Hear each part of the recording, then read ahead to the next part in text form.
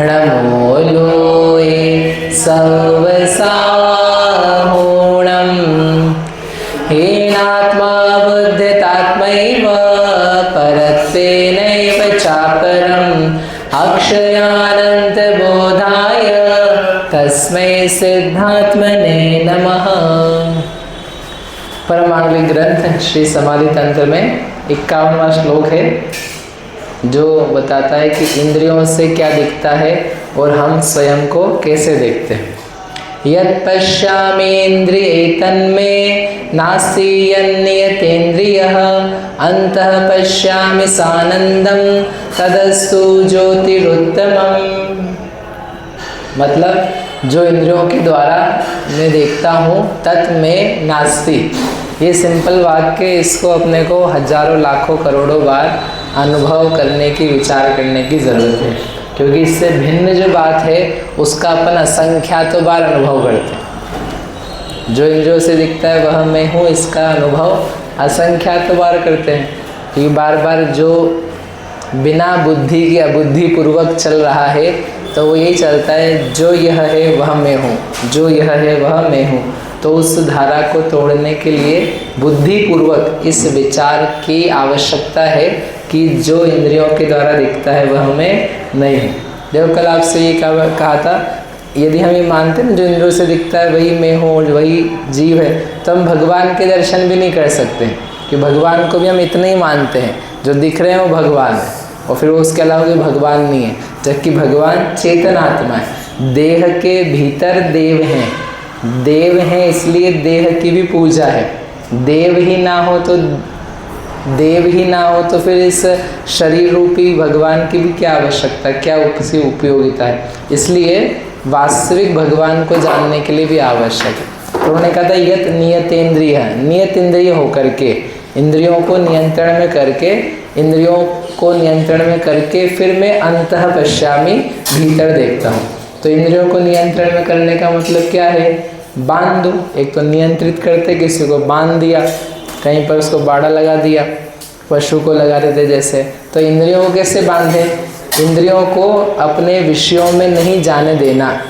उनके विषयों की जब मांग होती है कि मुझे स्पर्श रस गंध वर्ण के सामान चाहिए हैं, तो तत्व ज्ञान पूर्वक, कोई नियम पूर्वक, कोई संगति के द्वारा, स्वाध्याय आदि के द्वारा, जिन भक्ति के द्वारा उसको उन विषयों से बचाना, उसका नाम है नियतेन्द्रिय।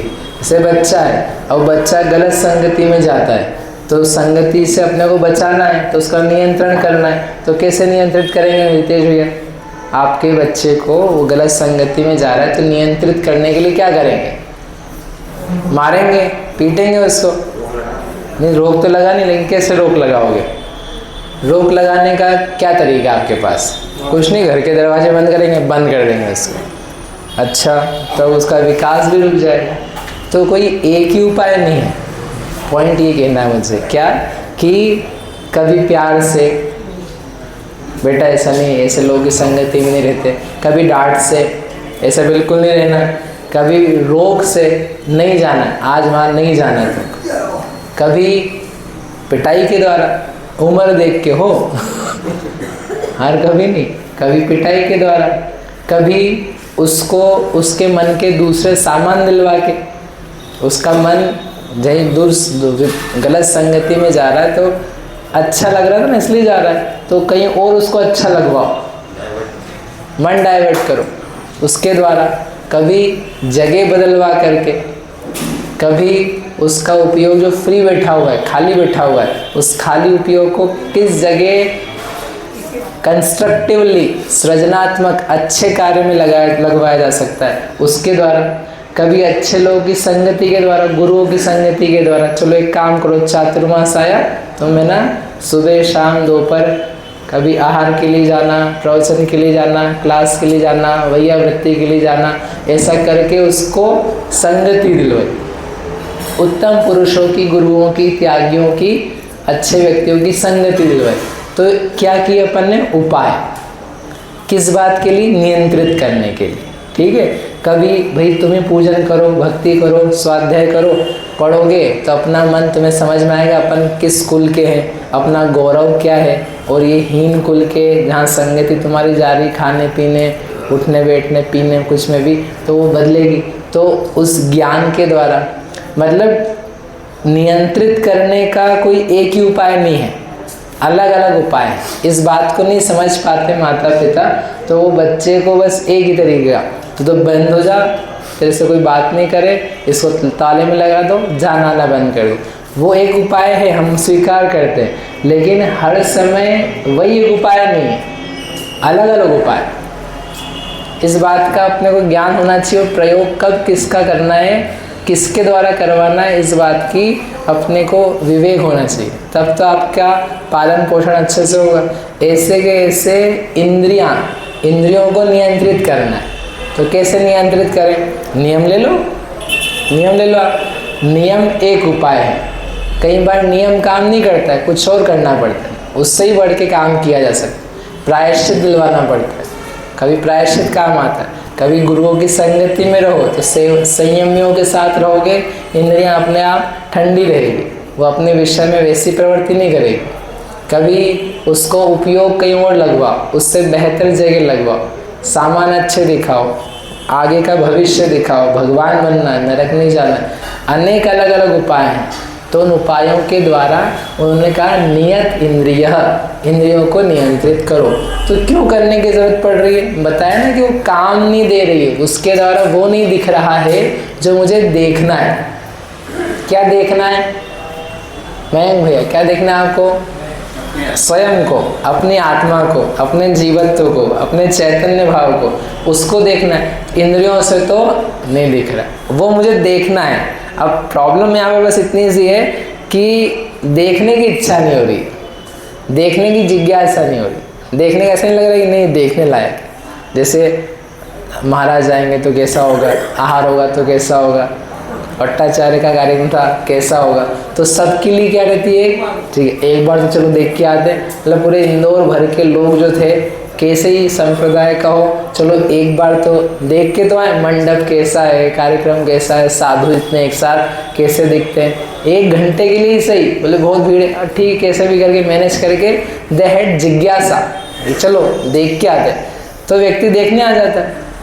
अब ऐसे अपने को अपनी आत्मा के लिए एक बार तो जिज्ञासा हो कि अनंत गुणों का स्वामी वो अखंड एक चैतन्य आत्मा मैं स्वयं में दिखता कैसा हूँ, मेरा स्वरूप क्या है, मेरा आनंद क्या है, वो विषयातीतता क्या होती है, वो भगवत्ता क्या होती है। एक बार तो उसको अंदर से कुछ कुलबुलाहट मचे कि हाँ कुछ तो देखने लायक, एक बार तो देख, एक बार देख, बहुत भीड़ लगती है, बहुत टाइम लगता है, कोई बात नहीं, एक बार जस्ट वन, तो अपन भजन गाते ना, एक बार आओ जी, है तो ऐसे एक बार देखो जी, एक बार तो देखो, एक बार तो आप वो हो जाए ना, तो जितना अपन रोज चर्चा करते हैं ना, वो सब आपको ऐसी लगे प्यारी प्यारी तो भी लगती है एकदम कि हाँ ये बिल्कुल काम की है, ये मुझे ध्यान रखने की, इसका मुझे प्रयोग करना है, इससे मुझे उपाय मिल रहा है। आचार्यों के ऊपर आपको इतनी भक्ति उमड़े, जैन धर्म के ऊपर, कि गजब के उपाय बताए। इन्होंने कुछ दिखाने की दिशा दी और विधि दी, तरीका दी। तो इसलिए क्या करना, इंद्रियों को नियंत्रित करके फिर उन्होंने बोला अंतः पश्यामि। इस अब मन है ना, मन अब इंद्रियों को बचाया और इंद्रियों को विवेक से बचाया था, विवेक पूर्वक ज्ञान से। तो मन के द्वारा भी जो मन जा रहा था राग द्वेष की बातों में, उससे भी उसको बचा लिया। क्यों? क्योंकि इंद्रियों के विषयों से बचा, यानी ये भली नहीं है, मुझे थोड़ी देर रोकना है, मुझे इन विषयों में नहीं जाना है। विषयों को सोचते रहने से स्वयं आत्मा नहीं दिखेगी, तो मन के द्वारा भी उन विषयों में जाऊंगा, कल्पना करूंगा तो भी नहीं दिखेगी। जैसे इंद्रियों से देख रहे हैं बाहर की चीज़ें तो आत्मा नहीं दिखती, ऐसे मन से सोचो बाहर की चीज़ें तो भी आत्मा नहीं दिखेगी, क्योंकि अभी भी विषय क्या बनाया हुआ है, बाहर का। तो जीव सोचता है विवेकी, अब मैं विषयों की तरफ ध्यान ना दे करके जो विषय रहित आत्मा है इसको मैं विचारता हूँ। तो मन का प्रयोग होता है फिर स्वतत्व के लिए। जो जीव के विचार हैं, भाव हैं, उन भावों का प्रयोग होता है स्वयं के लिए। अभी बैठे बैठे मन से सोचो भी तो वापस से कहाँ पहुँच जाते हैं अपन, यदि उपयोग पूर्वक बुद्धिपूर्वक नहीं बैठे हैं, बुद्धिपूर्वक अपना एक लक्ष्य नहीं है कि मुझे जीव तत्व ही जानना है, तो बैठे बैठे पुस्तक में क्या होगा, भाव ताव लेन देन हानि वृद्धि नुकसान नफ़ा वो सब विचार करते हुए खाना पीना, क्या खाया क्या मिले, क्या बोला था वो बच्चा कितना अच्छा था, वो सब बातें बस घूमती रहती। बस इंद्रिय के विषय तो हैं, वो इंद्रिय के विषय तो हैं, तो उधर चलता रहता है। लेकिन जब आपने सोच लिया नहीं मैं तो बैठा गाय के लिए, इंद्रियों को भी नियंत्रित किया मैंने अपने आप को मर्यादा में बांधा भी, आधे घंटे के लिए कुछ नहीं करना, ये करना है, विचार करना है, तत्व करना है, माला करना है, तो वो जब कर लिया तो मन को भी वही इंस्ट्रक्शंस कि वहाँ जाना ही नहीं अपने को, अभी सोचना नहीं, इस मर्यादा के बाहर, इस मंदिर के बाहर, इस आसन के बाहर की चीज़ों के बारे में अभी दिमाग लगाना ही नहीं है, इस देह के भीतर जो है उसमें विचार लगा। जहाँ बैठे हो ना आप, आसन जमाया है तो उस आसन के बाहर की चीज़ें अपने को न सोचनी है, न खानी है, न पीनी है, न सूंघनी है, न देखनी है, न सुननी है, न छूनी है, कुछ भी नहीं करनी है ना। अब यह बैठ गए ना, अब नियम हो गया, ये चटाई जो है, नहीं तो आप मंदिर समझ लो भाई, भगवान भी देख रहे हैं अपने इधर उधर भी, मंदिर है, इसकी मर्यादा के बाहर की चीज़ें भी काम की नहीं, ऐसे ही मन से भी वो काम की नहीं है। तो नहीं काम की है तो फिर क्या काम का है, ये जिनवाणी है, जिनवाणी के शब्द हैं, आगम के वाक्य हैं, सूत्र हैं, और इस देह के भीतर विराजमान कौन, यह मैं स्वयं जीव हूँ, इसकी ही सिद्धि के लिए हम बैठे हैं।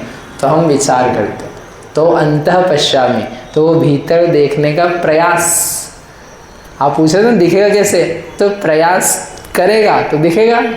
जमीन में पानी है, जमीन में पानी है और जमीन के बाहर भी पानी है। नदी में पानी होता है तो उस पानी को लाया जाता है, तो उपाय सरल है, ढलान दो तो वो पानी आ जाएगा।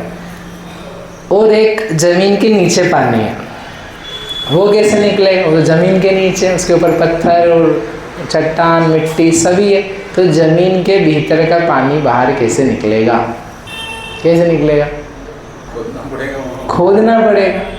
फिर खोदो, वहाँ पर खोदोगे तो पाओगे, खोदे बिना नहीं निकलेगा।